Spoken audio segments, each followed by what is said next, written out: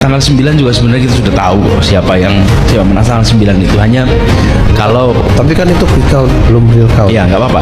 Kalau tidak percaya dengan sampel, jangan periksa darah lagi di lab. Pengumuman resmi yang hasilnya dalam versi KPU telah kita dengar bersama. Ya. Tapi dalam sebuah pemilihan, proses itu tidak kalah penting daripada hasilnya. Proses pemilihan itu penting untuk dipastikan terbuka, adil, jujur, bebas dari berbagai macam tekanan.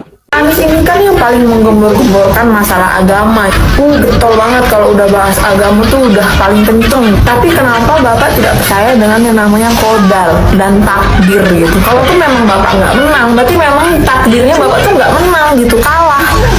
Badai tsunami, arahkan alirannya menuju KPU, menuju Bawaslu, menuju Istana. Ya. Tuhan, dalam Ramadan 1445 Hijriah, kabulkan Ya. ya Rabb. Baik, assalamualaikum warahmatullahi wabarakatuh. Apa kabar teman-teman semua dimanapun teman-teman berada ya hari ini? Saya harap teman-teman semua dilancarkan urusannya. Buat teman-teman yang sedang menjalankan ibadah puasa ini, khususnya buat teman-teman yang muslim, semoga dilancarkan ya puasanya teman-teman. Buat saudara kita yang non muslim, damai selalu, sehat sejahtera buat kita semua ya teman-teman. Baik teman-teman, kita simak videonya berikut ini ya. Sebelum lanjut, silahkan teman-teman klik tombol subscribe di bawah ini. Orang maju dengan ide dan gagasan, lalu berkompetisi dan ternyata kalah, maka dia akan bilang silahkan ide Anda dijalankan. Dia akan bukan legowo, dia akan merasa it's okay. Sekarang saya titipkan ide saya pada Anda. Tapi jika saya punya masalah dan jika saya tidak berkuasa, masalah saya akan diproses. Masalah saya atau kong kali kong yang selama ini saya miliki justru akan terbuka. Di situ kemudian akan terjadi yang namanya all out luar biasa karena kepentingannya agak konkret. Nah, ini yang menurut saya perlu digarisbawahi sebagai gambaran umum saja. Tapi yang kedua adalah soal kedewasaan dalam berdemokrasi. Kalau kita paham proses demokratis dan berkali-kali menjalaninya, saya rasa mudah kok. Jadi ketika misalnya keluar hasil Pak tanggal 9 juga sebenarnya kita sudah tahu siapa menang tanggal 9 itu. Hanya kalau Tapi kan itu quick count, belum real count. ya nggak apa-apa. Kalau tidak percaya dengan sampel, jangan periksa darah lagi di lab. Karena laboratorium itu kalau periksa hanya satu tetes darah. Kalau kita tidak percaya Mengetahui keseluruhan darah yang ada di tubuh. mengetahui, tapi kalau kita Masya tidak Allah. percaya dengan satu tetes darah, maka sedot seluruh darah untuk diperiksa. Atau kalau mau nyobain masak, lagi masak sayur, Satu kuali kita coba semuanya. Karena kita nggak percaya, masa cuma nyobain satu sendok gitu.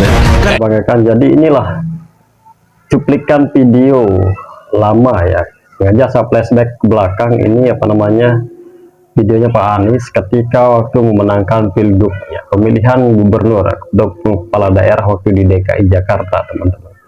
Jadi ketika posisi yang seperti ini Mas Anies ya secara lugas dengan gamblang ya begitu penyampainya seperti ini teman, sampai-sampai menganalogikan ya sebuah pemilihan umum kepala daerah ini dengan tes darah begitu teman-teman.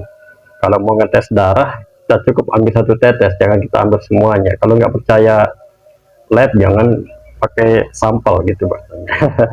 Ini tidak bukan untuk menyinggung apa yang telah terjadi waktu pilkada kemarin, karena di kubu 01 kadang di kubu kosong yang kalah, di kubu yang kalah seperti itu teman-teman, maksud saya mungkin agak gini ya teman. Kurang ada yang dikehendaki gitu teman-teman. Jadi ya inilah Mas Anies waktu dulu ya. Oke, lanjut dulu ya. tok gitu. Kan yakin dong kalau Nggak bisa yakin. dong. Nah, tentu harus ada metode Dan sampling. anak-anak nggak boleh masuk sekolah yang ada statistiknya loh. Ya ini ada ilmunya misalnya. Tapi nggak apa-apa. Sebagai proses belajar ini baik-baik saja. Cuman kalau seseorang memutuskan terlibat dalam proses demokratis, saya rasa dia harus memiliki kesadaran bahwa demokrasi itu punya value, punya nilai, ada proses dan ada akhir. Kalau dia tidak Ada memiliki- implikasi. tentu. Kalau dia tidak memiliki kedewasaan untuk berdemokrasi itu, maka nggak ada batasnya dalam berbeda. Coba pertandingan sepak bola, maka 90 menit selesai minta diperpanjang terus. Tambah 45 menit, tambah 40 menit, tambah 40 menit. Kenapa? Yang penting saya menang gitu. Ini yang menjadi apa ya kita bilang sama Mas Anies. Ternyata Mas Anies yang melakukan semuanya ini terjadi sama Mas Anies ya sekarang ini. Apa yang dikatakan Mas Anies waktu lalu sekarang sudah terjadi pada dirinya. Aneh nggak ya teman-teman ya? Waktu ada dikatakan ada indikasi yang tidak dikehendaki, prosedurnya kemarin diulang, pemungutan ulang suara ulang ya teman-teman, beberapa TPS. Dan sekarang mau pemilihan ulang ya, kita lanjut dulu lah. Tambah menit. Kenapa? Yang penting saya menang gitu. Yang penting saya menang gitu. Abah ya abah, susah terima kalah. Saudara-saudara sekalian, hari ini KPU telah mengeluarkan pengumuman resmi yang hasilnya dalam versi KPU telah kita dengar bersama. Ya, Tapi dalam sebuah pemilihan, proses itu tidak kalah penting daripada hasilnya. Proses pemilihan itu penting untuk dipastikan terbuka, adil, jujur, bebas dari berbagai macam tekanan. Untuk apa? Untuk menjamin bahwa semua suara yang memenuhi syarat akan didengar dan akan dihormati. Proses pemilihan ini penting untuk dijaga agar memastikan legitimasi, kepercayaan, dan inklusivitas dalam hasilnya. Tanpa proses yang kredibel, legitimasi calon yang terpilih atau legitimasi keputusan bisa menyebabkan keraguan.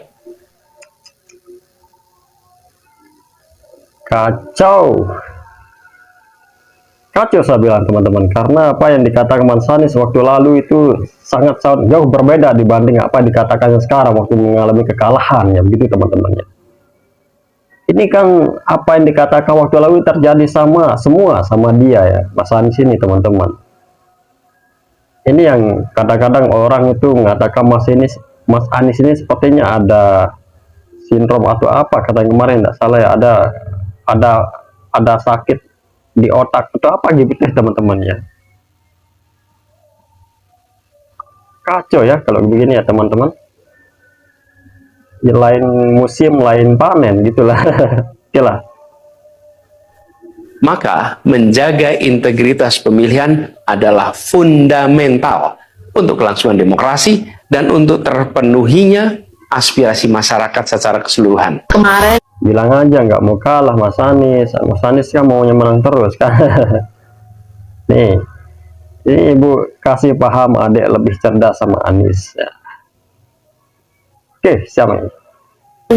bilangnya kalau menang Allah izinkan, kalau kalah Allah selamatkan. Sekarang giliran kalah nggak terima. Padahal kan beliau sendiri yang bilang, nanti kalau saya kalah berarti Allah selamatkan saya. Kan sekarang lu kalah. Ya udah dong, harusnya lu bersyukur dong kalau lu itu berarti diselamatkan gitu. Kenapa lo harus marah? Kenapa lo harus tidak terima dengan hasil yang sudah keluar? Seperti nggak bisa kompromi sama kecerdasannya berarti ini ya. Mas Anies tidak kompromi ya, dulu baru ngomong gitu ya. Anies ini kan yang paling menggembor-gemborkan masalah agama. Getol banget kalau udah bahas agama tuh udah paling kenceng. Tapi kenapa Bapak tidak percaya dengan yang namanya kodal dan takdir gitu? Kalau tuh memang Bapak nggak menang, berarti memang takdirnya Bapak tuh nggak menang gitu, kalah. Bapak menggembor-gemborkan masalah agama, sampai kampanye di dalam masjid. Allah udah nulisin garisnya, kehendaknya kalau memang yang jadi presiden tahun ini ya Pak Prabowo. Emangnya seluruh hal yang terjadi di dunia ini bukan atas kehendak Allah? Emangnya Bapak mencalonkan diri sebagai presiden itu bukan atas kehendak Allah juga? Assalamualaikum warahmatullahi wabarakatuh. Ucapkan apresiasi yang setinggi-tingginya atas ide gagasan dan metode perubahan yang dibawakan sama Insinyur Anies. Siapa yang edit ini?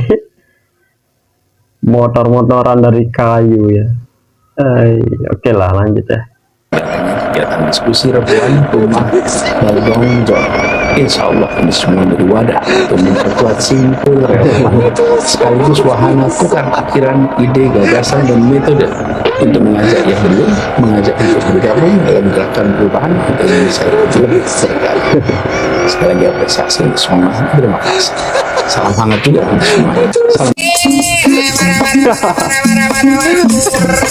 Setelah KPU mengumumkan pemenang pemilu, Mas Anies jadi musisi jalanan sama Mama Betty ini.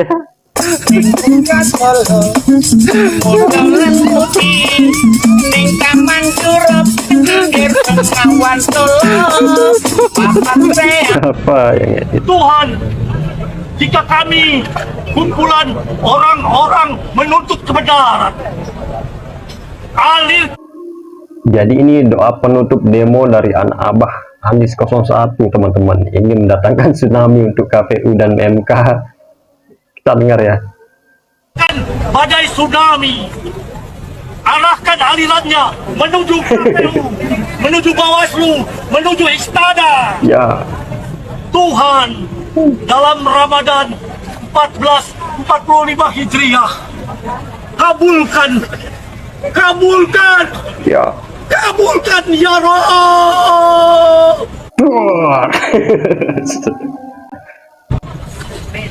Ya, teman-teman amati ya, itu ada gelang-gelangan yang gimana itu terus ada juga di sini nih. Apa gelang apa di sini teman-teman? Amin. Waalaikumsalam warahmatullahi wabarakatuh.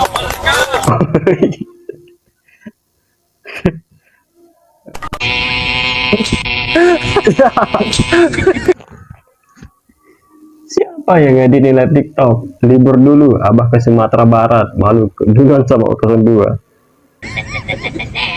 Ya, bahaus tuh. Ya, mengaku dapat dompet dari sini.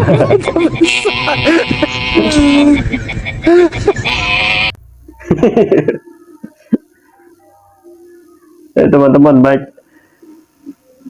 Jadi ternyata Mas Anies ini orangnya suka begitu ya teman-teman, susah jadi percaya gitu. Kenapa orang-orang selalu berpihak ke 02? Kenapa nggak 01 atau 03? Karena 02 lah yang paling niat untuk memimpin negeri ini, teman-teman. Sekalipun dapat pengumuman kemenangan Pak Prabowo Gibran, mereka dari 01 sama 03 ini selalu mencari cara ya gitu.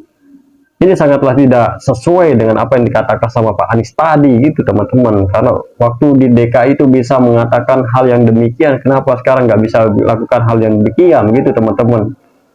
KPU sudah mengumumkan, bahkan Pak Surya Paloh sudah mengakui dan menyatakan, mengaku dan percaya, menghormati keputusan KPU bahwasanya Pak Prabowo Gibran adalah pemenang Pilpres kali ini. Tapi malah paslonnya ini, pasangan calon 02 ini yang diusung Pak Surya Paloh ini mau melawan gitu. Dan sekarang hari ini tanggal 27 Maret 2024 sedang dilakukan kegiatan ataupun ada persidangan ya pertama ya gitu, permulaan untuk di MK, Mahkamah Konstitusi.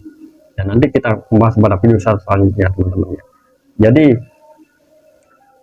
teman-teman, saya rasa teman-teman sudah cukup tahu ya bagaimana waktu Pak Ahok berdebat dengan Pak Anies ya. Sedangkan apa yang jadi programnya itu tidak terlaksana dengan baik.